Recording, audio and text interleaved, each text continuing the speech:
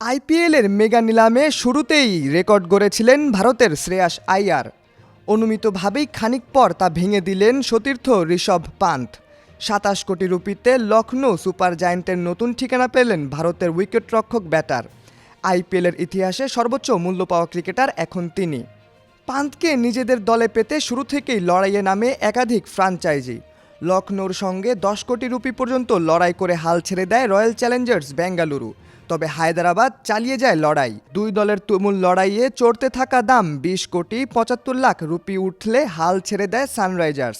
তবে right two match অপশনের সুযোগ নিয়ে নিলামে অংশ নিতে চায় পান্থের পুরনো দল দিল্লি। লখনৌ পান্থের জন্য নতুন দর ২৭ কোটি রুপি ঠিক করলে দিল্লি আর আগ্রহ দেখায়নি।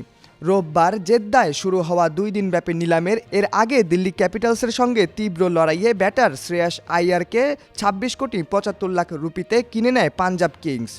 শ্রেয়াস ভেঙেছিলেন আগেরবারের নিলামে ২৪ কোটি ৭৫ লাখ রুপির রেকর্ড। গত বছর সর্বোচ্চ মূল্য পাওয়া অস্ট্রেলিয়ান পেসার মিচেল স্টার্ক এবার নিলামে পেয়েছেন ১১ কোটি ৭৫ লাখ। তাকে নিয়েছে দিল্লি। নিলামের আগেই ধারণা করা হচ্ছিল সর্বোচ্চ মূল্য পেতে পারেন পান্থ। উইকেট রক্ষক ও বিস্ফোরক ব্যাটারের পাশাপাশি নেতৃত্বগুণও রয়েছে তার মধ্যে। নেতৃত্বগুণের কারণে চড়া মূল্য পেয়েছেন শ্রেয়াস আইয়ারও। মার্কিসেট ওয়ানে থাকা ৬ ক্রিকেটার বিক্রি হয়েছেন মোট ১১০ কোটি রুপিতে। প্রথম মার্কিসেটের ৬ ক্রিকেটার কে কত মূল্যে কোন দলে গেলেন?